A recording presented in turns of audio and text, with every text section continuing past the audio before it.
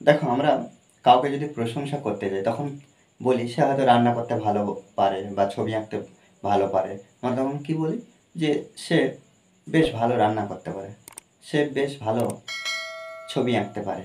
হুম এই যে বিষয়গুলো প্রত্যেকবারে আমরা বাংলাতে এইভাবে কিন্তু আমরা বর্ণনা করি, কিন্তু এগুলো কী করতে হবে আজ থেকে ইংলিশে বলতে হবে। দেখো এখানে বাক্যগুলো যে আছে, সে বেশ ভালো রান্না করতে পারে, তুমি বেশ ভালো ছুটতে পারো। দেখো এখানে প্রত্যেকটা বাক্যে দেখবো যে বেশ ভালো। যখন আমরা বাংলা ক্ষেত্রে বেশ ভালো দেখবো তখন আমরা কি করব না ইংলিশে well enough, well well enough এটা ব্যবহার করব বাক্যের শেষে। এখানে আর স্ট্রাকচার লিখবো না আলাদাভাবে, একটা বাক্য ট্রান্সলেট করলে প্রত্যেকটা বাক্য আমরা সুন্দরভাবে ট্রান্সলেট করতে পারবো। দেখো এই যে বেশ ভালো, বেশ ভালো এটা কি করব বাক্যের শেষে আমরা লিখব। সে রান্না করতে পারে।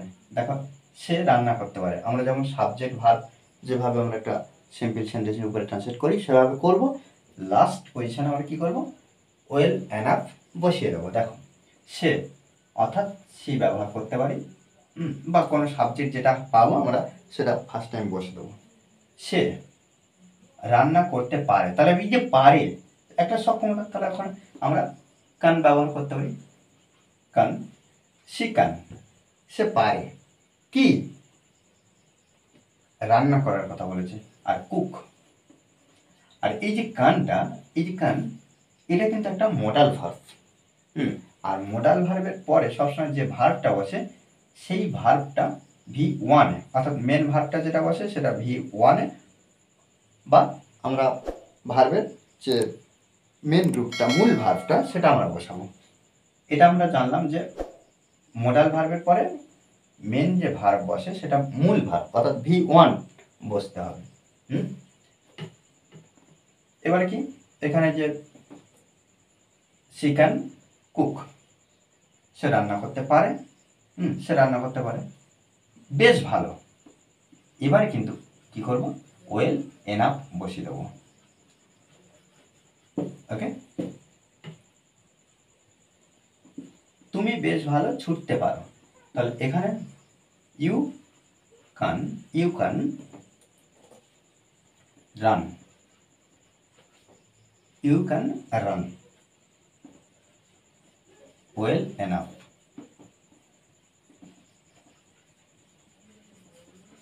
ওকে, তারা বেশ ভালো আঁকতে পারে, তাহলে তারা দে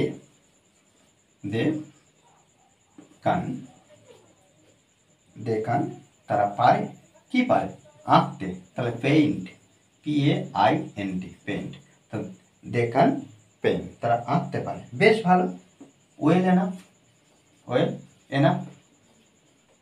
ওকে, দেখো এইভাবে কিন্তু আমরা প্রত্যেকটা বাক্য ট্রান্সলেট করব। আর পরের বাক্যটা আমি তোমাদের জন্য রেখে দিলাম, এটা অবশ্যই আমাকে ট্রান্সলেট করে কমেন্ট বক্সে অবশ্যই জানাবে। দেখো এখানে একটু বিষয়টা বলে দিই, সে বেশ ভালো পরীক্ষা দিয়েছে। এখানে দেখো পরীক্ষা দিয়েছে, এখানে আমরা যে ভার্বটা লিখবো সেই ভার্বটা কিন্তু V2-এ লিখবো, অর্থাৎ পাস্ট ফর্মে লিখবো।